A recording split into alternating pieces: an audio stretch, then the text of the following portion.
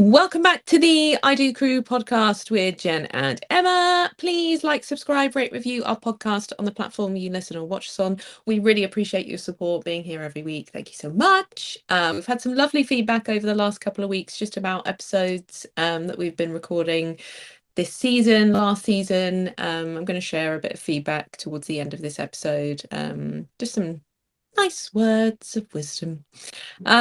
We popped the question box on the Instagram story just for your topics and your worries that will shape this episode.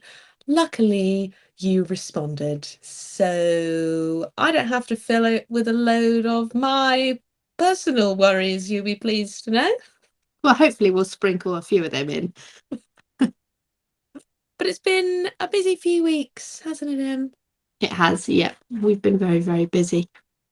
Lots going on. Lots of personal stuff, lots of half terms, lots of this is usually our busiest time from an admin perspective because with the business that we run on the side, Lichen and Lights, this is where we get our client consultations booked in. This is where we get our venue visits booked in. So finalising just wedding details and all of that kind of stuff. So there is lots going on, but we remain podcast consistent.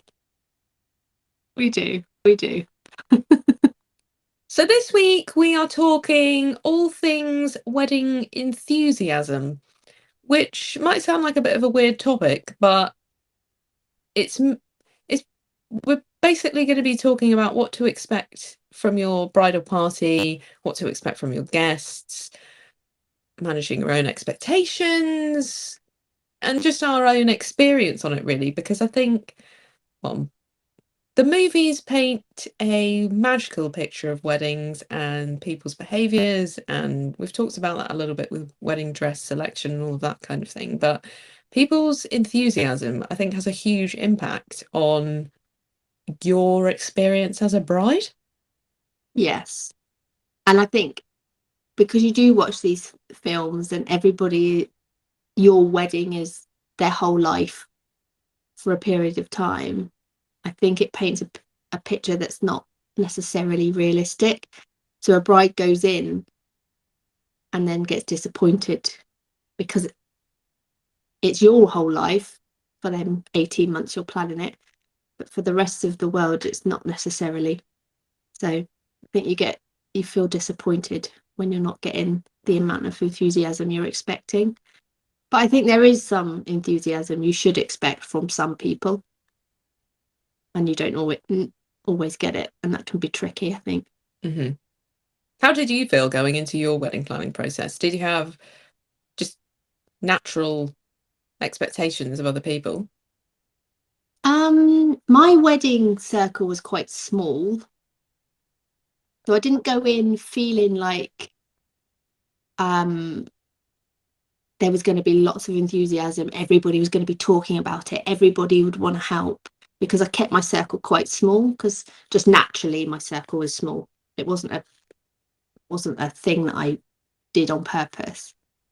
But the people in the circle were enthusiastic and supportive, and they helped where I asked and stepped back where I asked. So I think I was quite lucky in that respect. My bridesmaids, if you go with what you would think the bridesmaid should do, weren't necessarily that involved, but that was more of a location thing. Mm-hmm. So, my cousin lives in Yorkshire and I live down south. So the ability to go wedding dress shopping or sit for a Sunday afternoon, writing invitations and, all of that type of thing, it wasn't there. My other bridesmaid, I asked quite late into the process. I wouldn't say I was like, it sort of worked out the way I thought it was going to. I got the support from the people when I asked for it, and Jordan sat and made invitations with me, and he got involved in the bits. But it was driven by me, and I asked for support when I needed it. Mm. What about you? What did you tell them to step back on? I don't think I did, actually. What there was going to be a bit of a story there. No, but they would have, I think. Everybody was quite respectful, and You probably didn't need to tell them to step back. They probably got the vibe. yeah. And then on the like days leading up to it, ours was a very much a DIY wedding.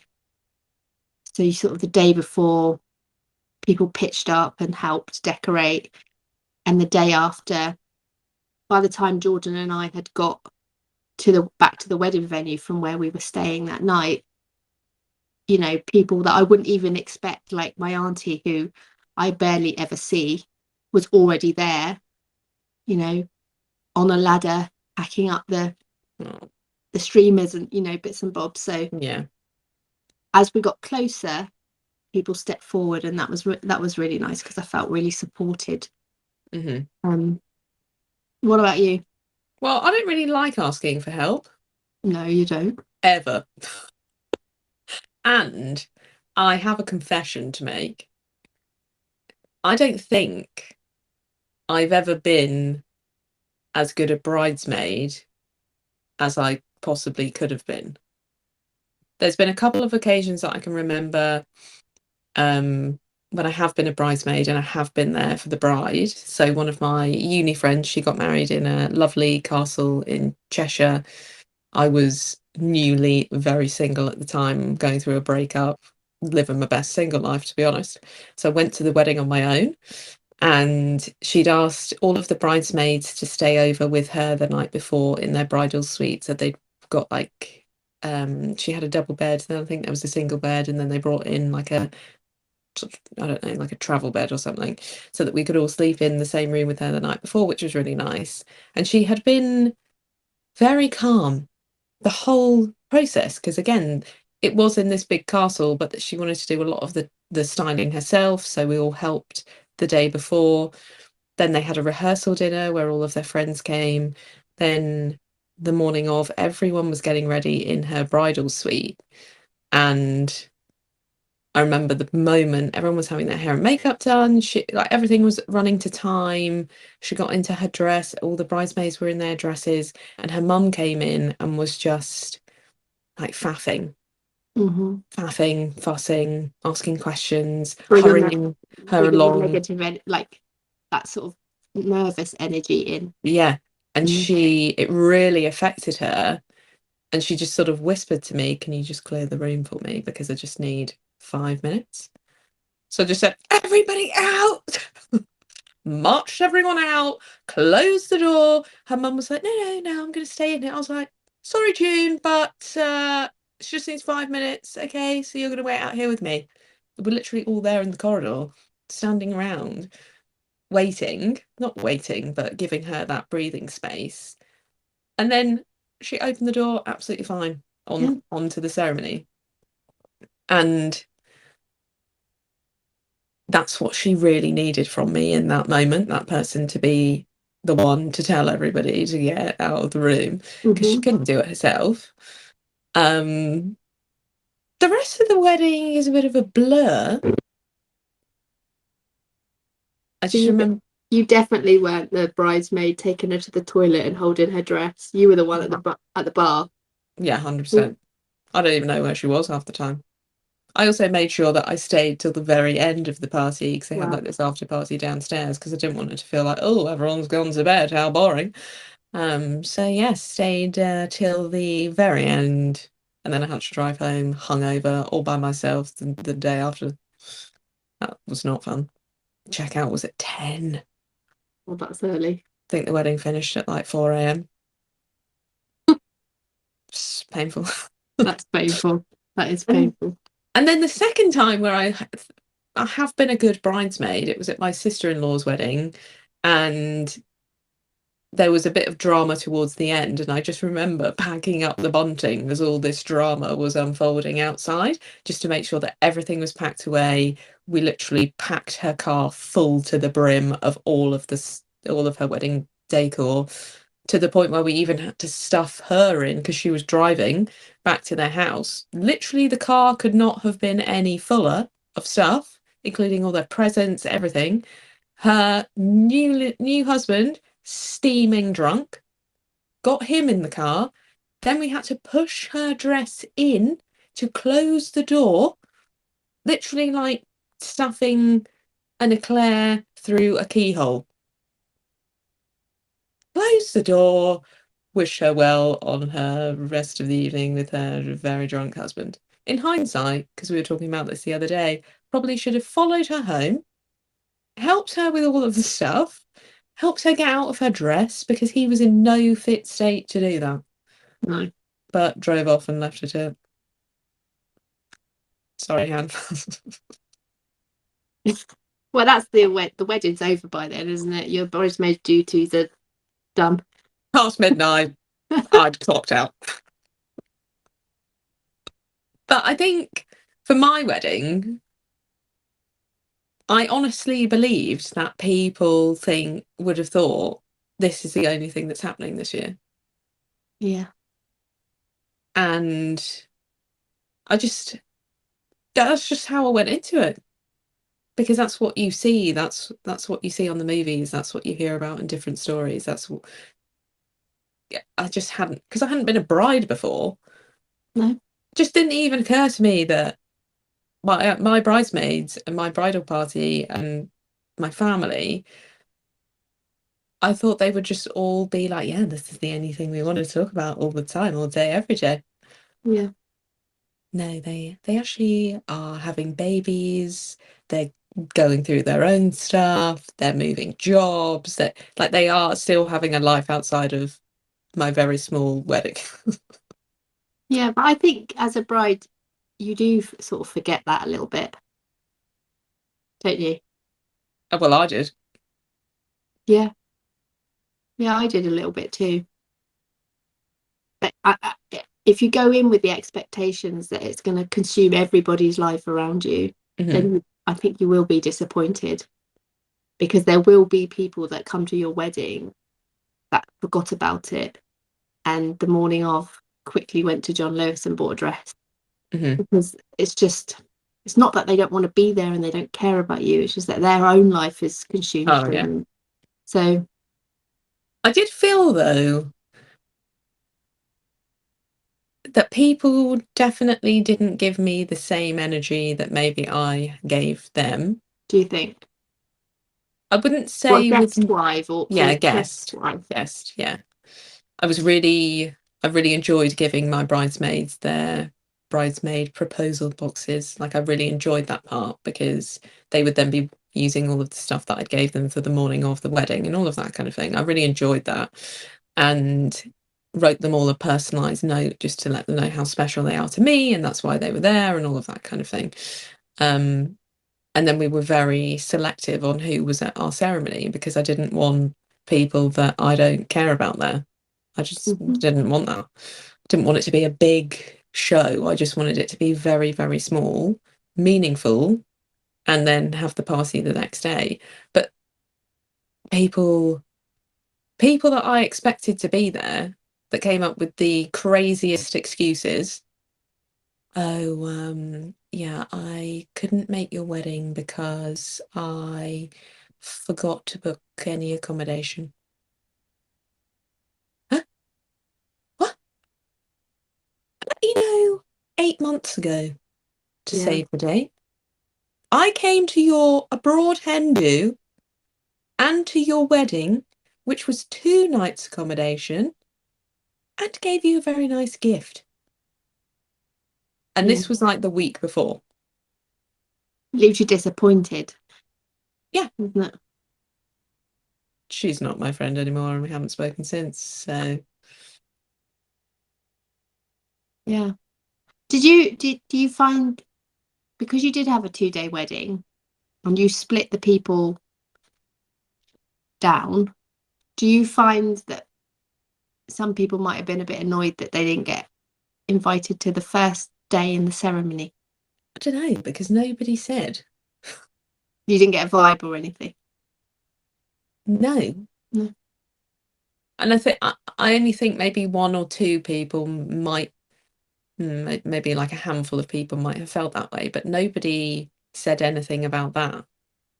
No. Not before, during, or after the wedding, and haven't said anything since. The only person that obviously complained at my wedding was this woman that I'd never met before, that was Ian's friend's wife, so technically a plus one, and she was complaining about the wedding.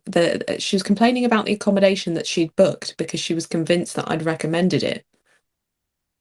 It's a But you hadn't. disgusting hotel down the road. I specifically did not recommend that for this exact reason, because people would complain. Yeah. So we ended up having an argument at my own wedding where she was filing her formal complaint about the hotel that I do not run and have nothing to do with and didn't recommend. Luckily, she's coming to Ian's birthday. Oh, is she? You can point her out to me because I don't know Oh, which one it was. I'll take a picture of her and I'll put her on our Instagram stories so you can all see.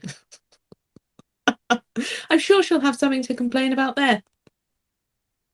What did you, because Ian, so running up to your wedding, it was quite stressful because Ian pretty much broke his back.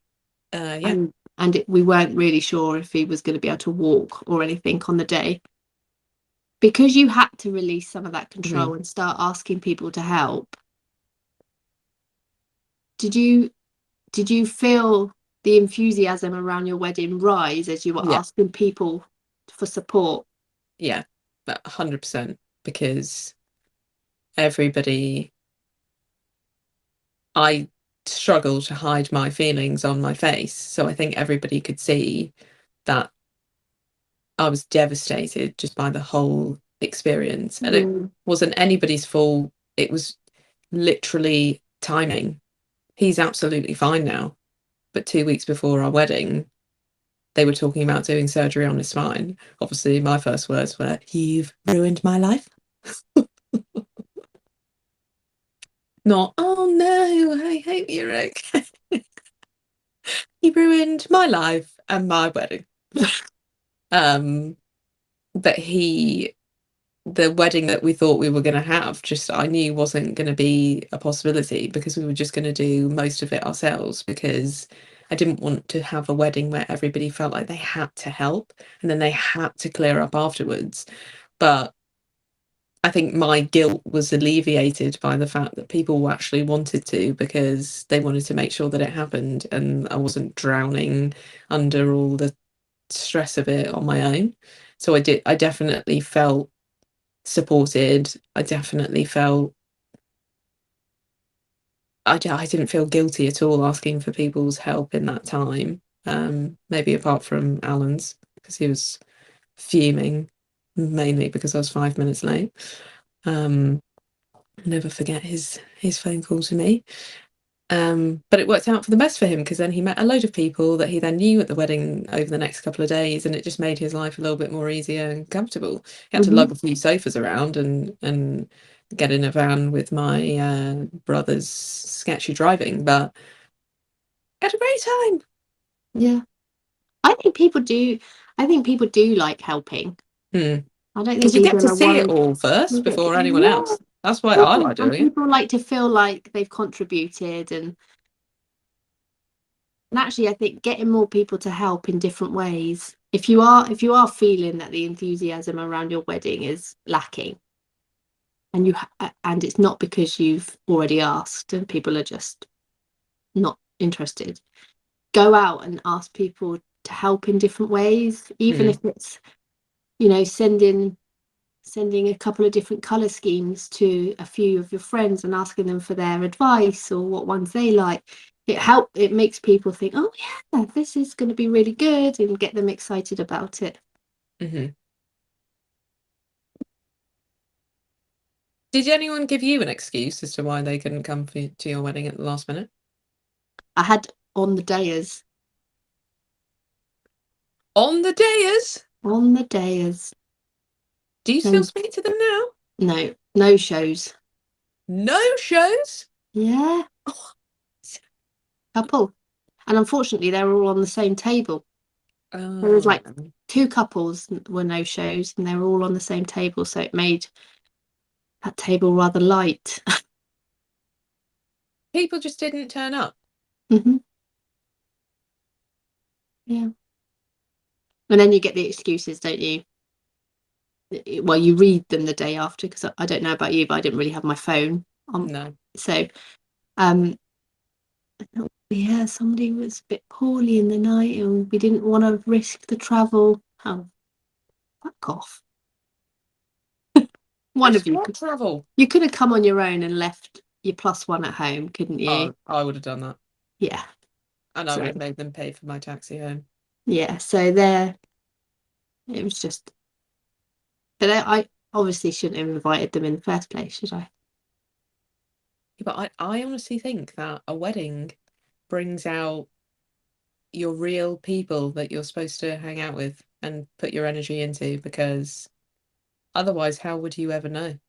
Mm-hmm. Because if they're going to be there, they will be there, whether it's in Antarctica or 10 minutes down the road. Yeah. It also shows you who your like people are, but not just, because you would think that the people that were going to be there supporting you, helping you make the decisions, crying with you when you think you made the wrong decision about your dress, sticking on 500 little gems onto your invites or whatever you're doing, would be your bridesmaids. Mm-hmm. But it isn't always. Not always the case, no. No. And I think for many reasons. So one of my bridesmaids, she was pregnant. Was she pregnant when I asked her? Well, she fell pregnant during the build-up, but the baby was 8 weeks old at the wedding. So I'm not going to be asked, oh, could you just give up 7 hours tomorrow to come and help me stick these gems on the glasses I'm going to be using for our toast? She hasn't got time for that. She's got a newborn baby. But I can understand those kind of, life is happening around you.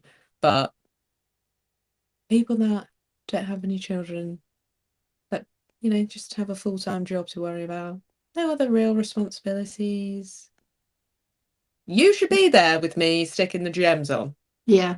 I know somebody that got married and one of their bridesmaids left about 4 o'clock in the day because they'd booked a holiday and went and got their flight.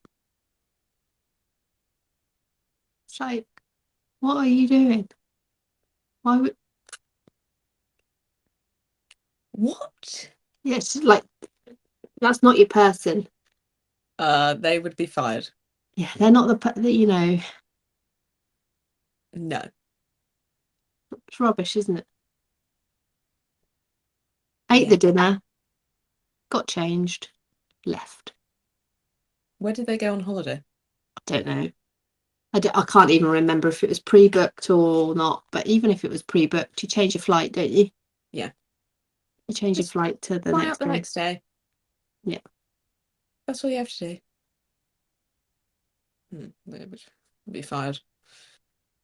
We wouldn't be friends again. So the subject came from one of our listeners, so I'm just going to read out what they wrote to us.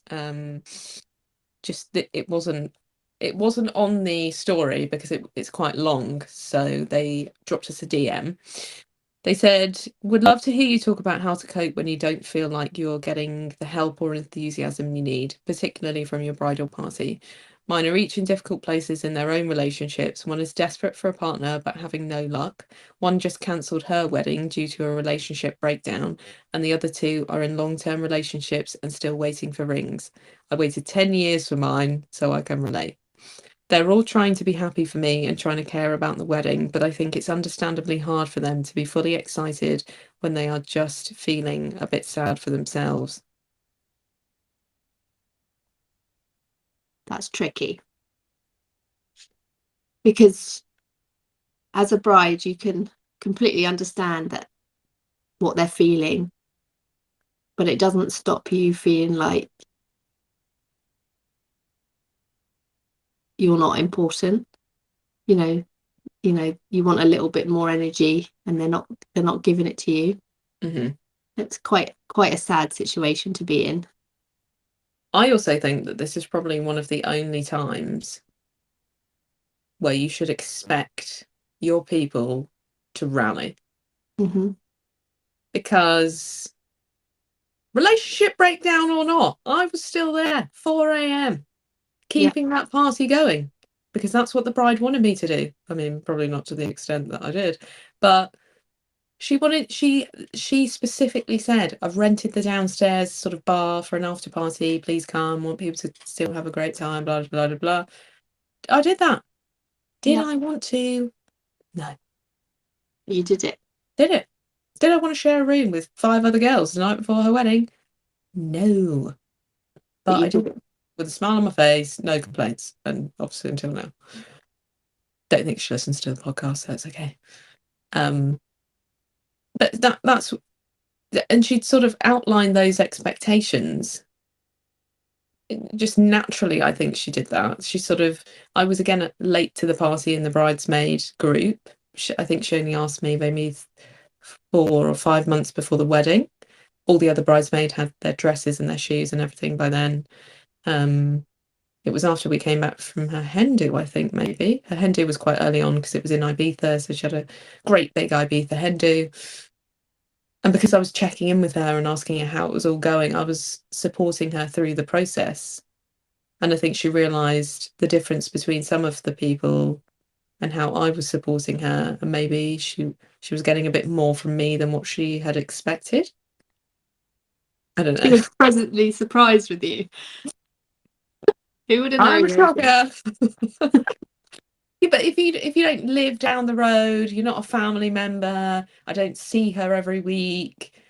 She's a uni friend. We live together at uni, but we have stayed in touch since. But we probably see each other once a year now. Mm-hmm. And at that time, it was probably less than that. Yeah. But surprise, there I was. Yeah. I think if you I would say if you haven't already chatted to your bridesmaid and just say, I understand that this is difficult for all of you in different ways, like you like your bride did, outline what you need from them.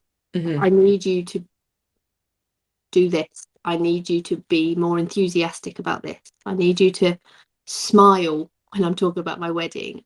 I need you to do these things. And because they're probably not even aware that they're being grumpy or dismissive or whatever the situation is. So I would say speak to them. And then if you've already done that or that doesn't work, look outside of your bridesmaid group for that support. Mm-hmm. There, you may have some friends at work, other groups of friends that you're not as close with, who you feel comfortable asking to help you do some things, or go out with them and talk about your wedding, get excited with it. Because if your bridesmaids group aren't doing it, you could try and find it from somewhere else. Mm-hmm. And I bet you that there'll be at least 2 other people that are literally on the sidelines, love a good wedding, happy to chat all day every day about it, will help you. You mean you could just phone us if you want? Yeah, I mean, I'll do it for free because I love a good wedding. Yeah. And somebody, you will have those couple of people that you're able to vent to because it's safe, because they're not involved in the bridal party, they're not a bridesmaid, they're not going to upset anyone or offend anyone. It's a different group of people, couple of close friends, as you said, Em, maybe at work, that you can just chat to and be like, oh, I don't know what to do about so and so because she's recently single and she should be looking at it on the bright side. What a great place to meet your new partner. Yeah. At your best friend's wedding. Exactly. There's also going to be a hen do. You get a lot of attention on a hen do. Use that to your advantage if you're recently single. Turn that frown upside down, my friend, because now is your time to shine. Yeah.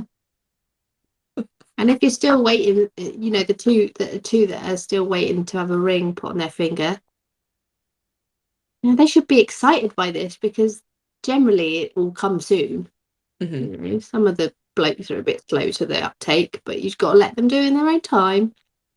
But you should be getting involved and thinking, oh, I would do this, and I think I would do that. And And also, they must think they surely they cannot think that if they behave like this now, how can you expect people to be happy for you? Be happy, be supportive, be a good friend, because you would want that in return when your time comes. Yeah. Don't hang up on somebody because they've just told you that they're engaged and you're not. Don't do that. No. Be there, be supportive, be happy. And it is 100% normal to then go home and be like, oh, I wish it was me. Yeah. And then go off to another friend and go, oh, she's getting married and I'm not. I feel shit. Blah, blah, blah. But you don't Don't do that to the bride. Yeah. That's quite normal. The bride shouldn't even have to worry about it. Absolutely not. She shouldn't have to think, oh, can I actually talk to Jenna about this? Because I know that she might get upset. She shouldn't. You shouldn't have to worry about that. Yeah. There should be none of that. Yeah, so to our bride, speak to them and tell them what you need. And if that doesn't work, go find some new people to talk to. We are available on the wedding we'll day. come and have a glass of champagne with you and have a chat. And I mean, if you've got 2 spare seats, we are always willing to go to a wedding. My preference is Veuve Clicquot. Oh god. Okay, next one. Yep. So similar. I'm trying to anonymize this because I said that I would.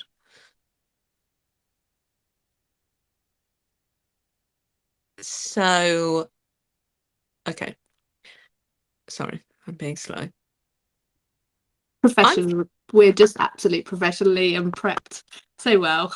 So sorry, it's a good one, guys. It's worth the wait in my stumbling over my words. Okay. I'm finding it really difficult that my fiance tends to side with the people who are complaining.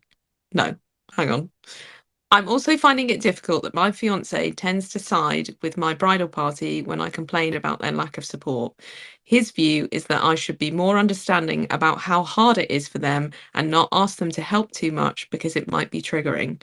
I find it very difficult that he seems to be prioritizing the future well-being of our guests and their happiness on the day over mine.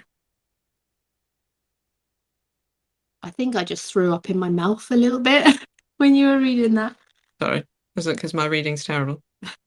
No, it's because he's being a prat. Well, my wonderful husband we're both very solution driven. He also struggles with empathy. So if I'm saying, it could be anything, if I'm like, oh no, I'm really upset about this, or I'm complaining about something at work, or even if I just want to be like, I just want him to listen to me moan about something, we would get into an argument pretty much every single time because he'd be telling me, well, this is what you should have done. This is what you should be doing. This is how you should have reacted. And now, after watching Married at First Sight UK, listening to the experts, they provided a solution. So if I go to him now, let's say, for example, I'm saying, oh, none of my bridesmaids care about my wedding. They don't really care about me. If I'm saying those things to him, he now says back to me, comfort or solution. Do I just want him to stroke my hair and make me feel better? Or am I ready to talk about it and problem solve with his advice? That's so good. Sometimes he forgets, so sometimes it does turn into an argument again. But if I say to him, I just need comfort, to him, comfort or solution are now his words that he recognizes in this conversation. And it is honestly Change the game. Yeah, game changer. Because that is often, even when you're just in a general relationship talking about general things, you're not getting what you want from your partner or your friend. It's because you're seeking comfort and they're trying to give you solutions, or Mhm. vice versa. So that is such a good way to play it, because you know what path you're taking. Yeah. There's no confusion. No. If you're telling him, comfort, Yeah. not ready for you to solve all my problems, just want to sit here and cry to you. That is game changing. Thank you, Paul Bronson, for saving my marriage. I might just pause the recording and just go tell Go Jordan. tell Claude. Or start using it and see. Yeah. So that's what our groom here isn't doing. He's not No. given the right kind of support. She wants some comfort and to be understood. Mhm. And he's trying to solutionalize. Well, he's basically like, oh, maybe you should think about so-and-so's feelings. Yeah. Why? It's Well, my wedding. he's gone the opposite, really, hasn't he? Maybe he's not thinking about it as their wedding. Because I think sometimes the groom just turns up, don't they? Oh, well, today's the day I get married. Haven't really thought about it up until now. Put this suit on that I've been told to. Oh, I'm wearing a green tie. Yeah. Maybe he's just not thinking about it as their wedding. Maybe he's thinking about it as, oh, just another day. Just another friendship problem. yeah. Trying to give him the benefit of the doubt, but Yeah. I mean, I don't agree with what he's doing, because he should be supportive of his partner. So he should take their side a bit. But I think he's probably trying to smooth everything over, and just by saying, oh, well, maybe they're feeling upset, so let's not bother them too much, because he just doesn't want to deal with the repercussions of the friendship group falling apart. Yeah. Are boys that deep though? I don't think he's doing it he's not, that's not his thought process, No. but Oh no. he's like, oh, just everybody calm down, everybody just think about what everybody else is feeling, and let's move on. I mean, it's not helpful. No. But I think that's probably what he's doing. He's trying to just smooth it over, pretend it's not there. Maybe that is his comfort / solution. I think he's gone more down solution road. He's trying to like work out what the issue is, smooth it over, move on, rather than say, oh, I understand that this must be really difficult and you don't feel supported. What can we do together, type thing. If you have that conversation with your partner, comfort or solution, please let me know how that goes. Yeah. See if it makes a difference. Maybe just show him that, when you send Instagram reels to your other half because you think it's funny or it sort of relates to your relationship, maybe find that one and send it to him and see if he clocks on. That's a good idea. Paul Bronson is the man who said it. Was it Paul Bronson, Married at First Sight UK? He also does a podcast called Better with Paul. Sounds like life is better with Paul. I love him. I think he's great. Is he the black guy? Yeah.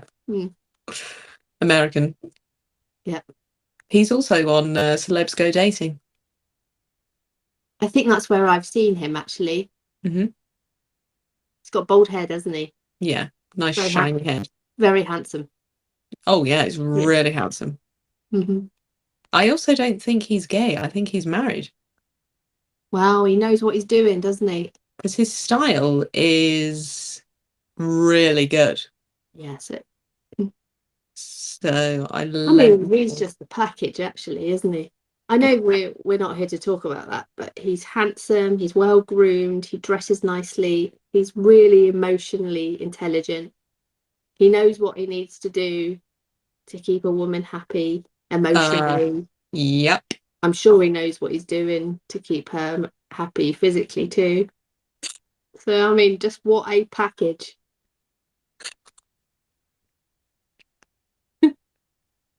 I think Em and Paul Bronson should get a room. I'd come out like crying because we just had some kind of therapy session and then God. Yeah, to be continued on. Let's see how that pans out. tag him. No, don't tag him. Do not tag him in any I'll of the just, content. well, I'll just tag him in everything from here on in.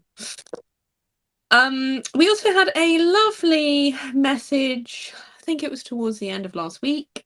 Just wanted to send you a message because I just booked my wedding for 5 months' time. And have been absolutely freaking out about how much there is to do and how many decisions I've got to make in such a short time. Your podcast has been amazingly helpful for me in helping me try and be calm and tolerate/let certain things go. Thanks for putting that energy out into the world. Oh, that's really nice because we're literally just two normal girls, aren't we, who've both got married and have started like a little side hustle business helping people decorate their wedding.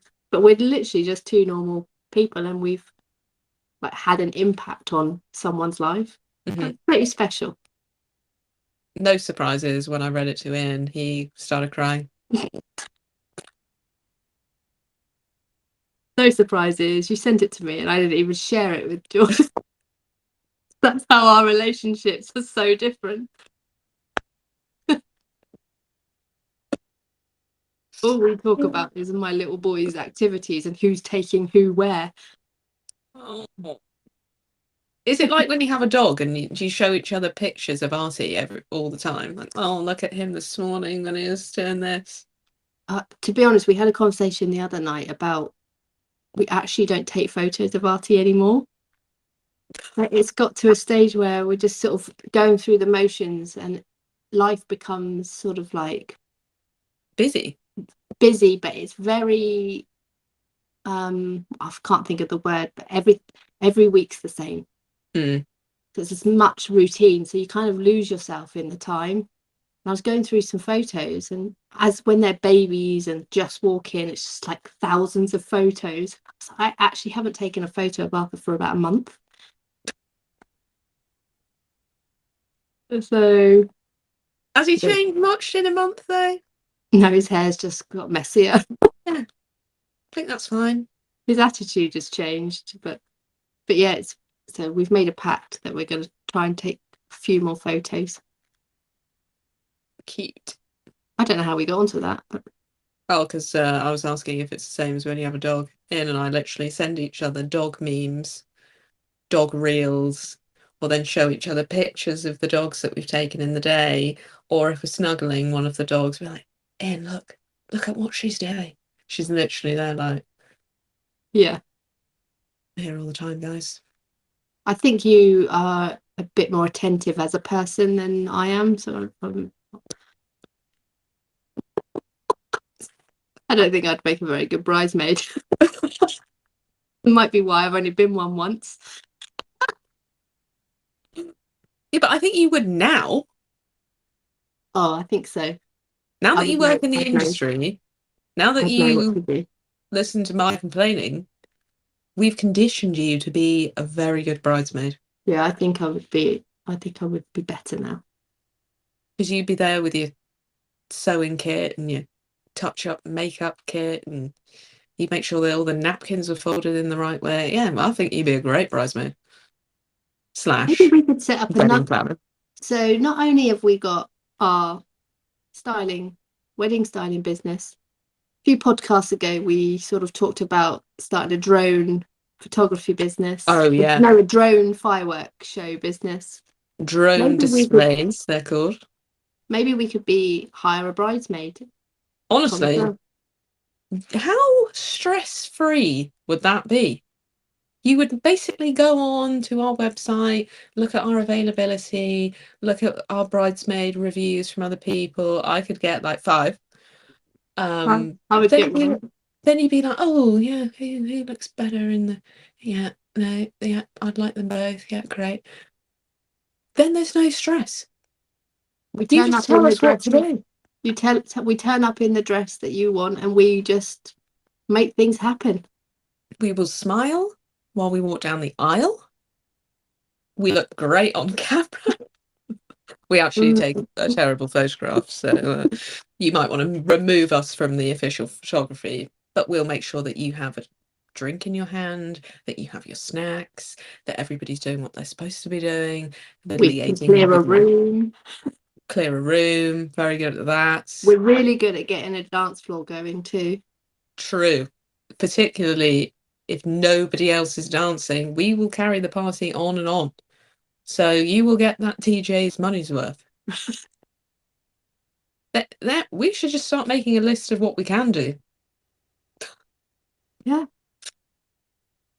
Hire a bridesmaid. I'll come up with something catchier than that. But to be continued. Yeah. If you've got any ideas for a business name, please let us know. Yeah.